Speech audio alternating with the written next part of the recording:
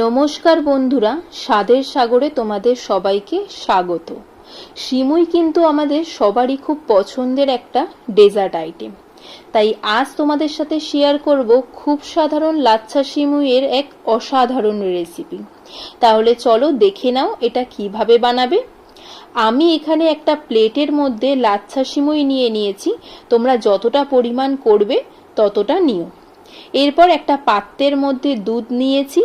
এর সাথে সাথে যে আইটেমগুলো লাগবে এটা বানাতে সেগুলো হলো কাজু বাদাম, কিশমিশ, গরম মশলা, তেজপাতা, আমন্ড বাদাম, পরিমাণ মতো চিনি, আমুল গুঁড়ো দুধ আর ঘি।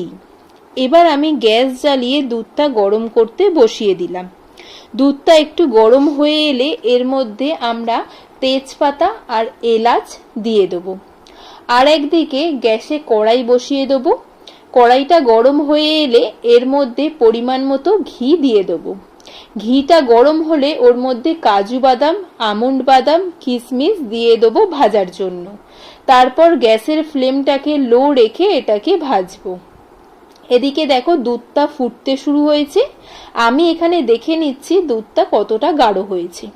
এরপর এর মধ্যে 3 চামচ চিনি দিয়ে দেবো আর অল্প পরিমাণ নুন দিয়ে মিশিয়ে নেব। চিনিটা তোমরা তোমাদের পরিমাণ মতো দিও, যেমন খাবে। তারপর আমি গ্যাসের ফ্লেমটাকে লো রেখে দুধটা 7 থেকে 10 মিনিট ফুটিয়ে নেব। কিছুক্ষণ পর দুধটা গাঢ় হয়ে এলে এটাকে আমরা নামিয়ে নেব। আর দেখো এদিকে ভাজাটাও লাল লাল হয়ে এলে এটাকে আমরা একটা প্লেটের মধ্যে তুলে নেব। তারপর ঘিয়ের মধ্যে লাচ্ছা সিমুইগুলোকে দিয়ে এটাকে নাড়তে থাকবো। এর সাথে সাথে আমরা এর মধ্যে গুঁড়ো দুধ আর চিনি দিয়ে এটাকে ভালো করে মিশিয়ে নেব। এরপর এটাকে আমরা একটা বোলের মধ্যে তুলে নেব। তারপর কাজু বাদাম, কিশমিশ, আমন্ড বাদাম দিয়ে সিমুইটাকে আমরা ভালো করে সাজাবো। আর দেখো সাজানোর পর এটা কত সুন্দর দেখতে লাগছে। গরম দুধটা আমরা একটু ঠান্ডা হয়ে এলে এর মধ্যে থেকে তেজপাতাগুলোকে আমরা তুলে নেব। এরপর আস্তে আস্তে পুরো দুধটা আমরা সিমুইয়ের ওপর দিয়ে দেবো, যাতে সব দিক দিয়ে সিমুইয়ের সাথে দুধটা মিশে যায়। পুরো দুধটা দেওয়া হয়ে গেছে।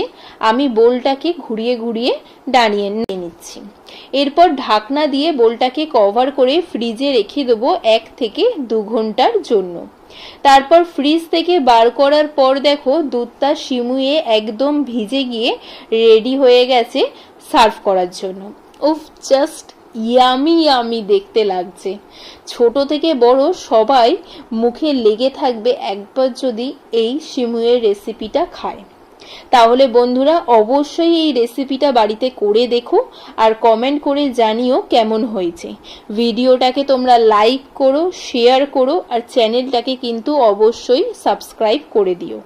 তাহলে আজকের মতো টাটা, দেখা হচ্ছে আমাদের নেক্সট ভিডিওতে।